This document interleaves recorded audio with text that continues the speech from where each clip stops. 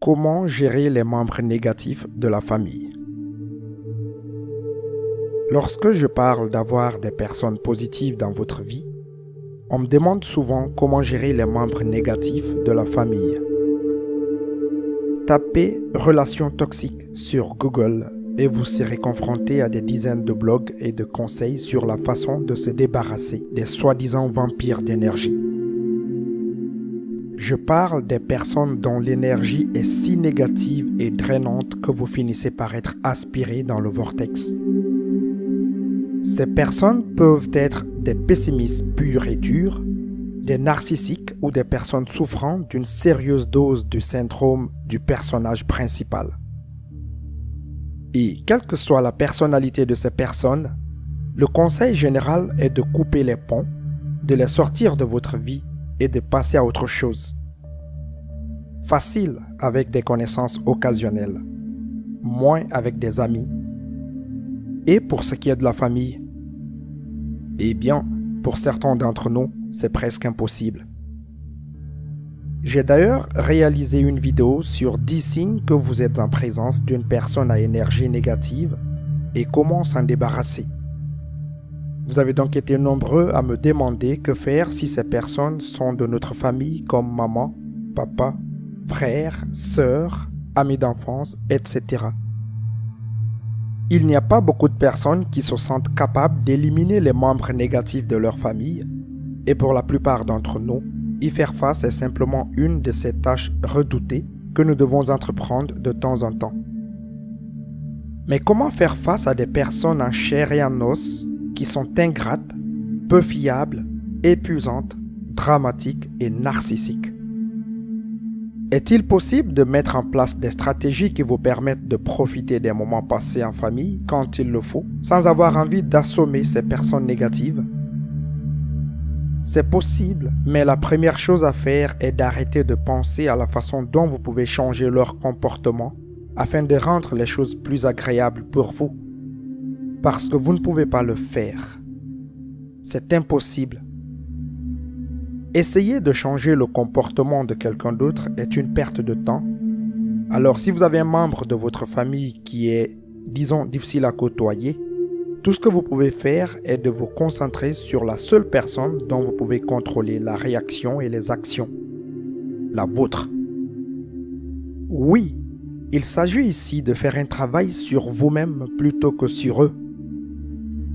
Donc, chaque chose en son temps. Sans plus tarder, voici comment gérer les membres négatifs de la famille. Étape numéro 1. Adoptez le bon état d'esprit. Comment vous sentez-vous par rapport à votre personne qui vous épuise émotionnellement? Il est probable que vous ayez beaucoup d'émotions négatives à son égard et vous pourriez même remarquer que les émotions affectueuses que vous aviez pour elle commencent à disparaître. Vous pouvez lui reprocher de se sentir mal après avoir parlé avec elle ou lui en vouloir de vous submerger de sa négativité. Si vous voulez changer votre relation, ces pensées et ces sentiments ne fonctionneront pas. Vous allez devoir prendre vos responsabilités et ne pas agir comme une victime et leur reprocher ce que vous ressentez. Vous avez co-créé toutes les relations de votre vie, y compris celle-ci. Vous avez peut-être essayé des choses qui n'ont pas marché, mais cela ne signifie pas que vous n'avez pas la responsabilité d'essayer à nouveau. Voici ce que je dis toujours à propos des relations. Celui qui souffre le plus doit changer en premier. Et ça, mon frère, ma sœur, c'est toi. Oui, c'est toi qui dois changer en premier. Si tu veux faire évoluer cette relation dans un sens positif, tu vas devoir changer ta façon d'interagir. Vous allez devoir venir de l'amour, pas de la peur. Vous allez devoir trouver votre compassion et votre gentillesse. Et vous devez persévérer jusqu'à ce que les choses bougent. Bon, vous allez rencontrer ce membre de votre famille et cela se termine jamais bien.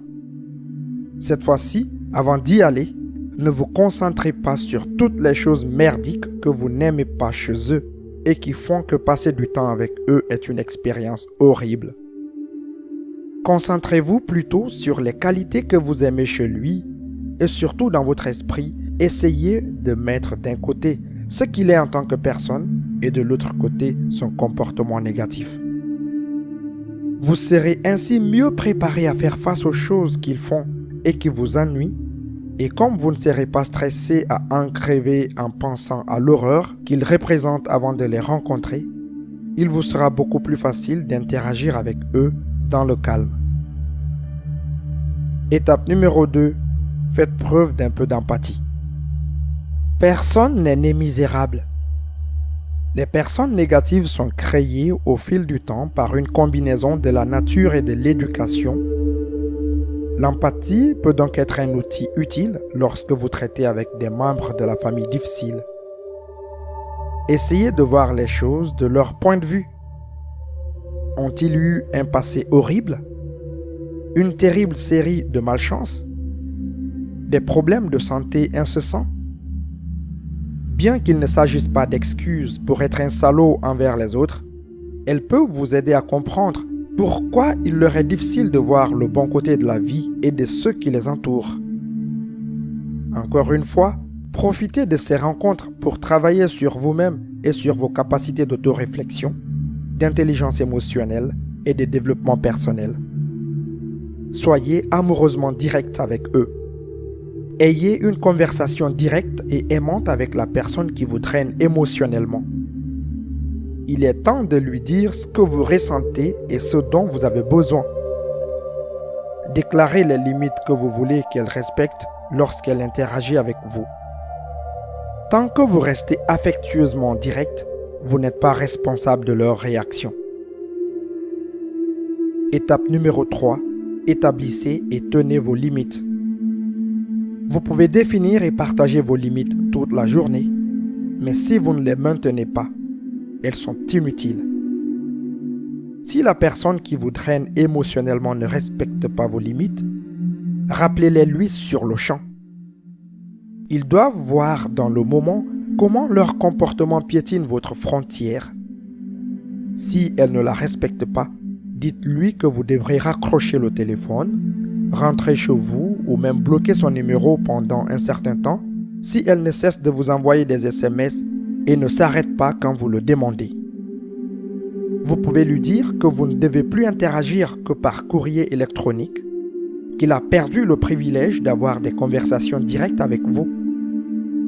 Même si c'est votre mère, père, frère, sœur, fils, etc., n'hésitez pas à le lui dire. L'essentiel est de ne pas être en colère contre eux pendant que vous maintenez ces limites. Vous avez co-créé la relation pour être de cette façon. Vous les laissez piétiner vos limites depuis des années. Ne vous attendez pas à ce que cela change du jour au lendemain. Ils vont repousser ces limites inconsciemment ou involontairement. Vous n'avez pas besoin d'être en colère, vous avez juste besoin d'être ferme. N'oubliez pas que la personne qui vous épuise émotionnellement fait de son mieux avec les outils dont elle dispose, tout comme vous l'avez fait pendant toutes ces années où vous l'avez laissé vous traiter de façon déplorable. Il est juste temps de changer. Étape numéro 4. Soyez la vibration dominante dans la relation. Pourquoi permettons-nous à la négativité des autres de nous faire sentir négatifs? Pourquoi n'est-ce pas l'inverse qui se produit? Pourquoi ne les poussons-nous pas à être positifs? Pensez-y. Vous êtes de bonne humeur et vous décidez d'appeler votre père pour prendre de ses nouvelles. Mais lorsque vous commencez à discuter, il se met à être négatif et à souligner ce qui ne va pas dans votre vie. Vous êtes alors de mauvaise humeur et vous en voulez à votre père. Pourquoi n'est-ce pas l'inverse? Pourquoi votre père ne peut-il pas se mettre de bonne humeur? À quoi ça ressemblerait? Je vais vous dire que je le pratique depuis des années et que ça change la donne. Encore une fois, rappelez-vous que vous n'êtes pas une victime. Et ce n'est pas tout, vous êtes aussi puissant. Entraînez-vous à être la vibration dominante et à vous maintenir dans un cadre positif. afin que les autres puissent se calibrer sur vous au lieu que vous vous calibrez sur eux. Étape numéro 5. Ne participez pas au drame. Nous avons tous tendance à être liés à quelqu'un qui est trop dramatique, peut-être même plus d'une personne. Vous savez de quel type il s'agit. La personne qui aime faire des commérages sur les autres et qui invente des mensonges juste pour attirer l'attention. Le plus grand conseil que je puisse vous donner ici est que, quelles que soient les histoires fantastiques qui sortent de leur bouche, vous ne devez pas réagir. Les personnes dramatiques vivent pour les grandes réactions. Et en donnant exactement ce qu'elles veulent, vous ne faites que renforcer leur comportement.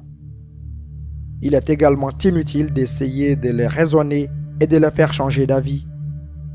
Essayer de rationaliser avec l'irrationnel ne fera que vous entraîner dans leur drame toxique. Étape numéro 6. Laissez-les être la vedette, juste pour un instant. Les personnes négatives et toxiques croient vraiment que le monde devrait tourner autour d'elles.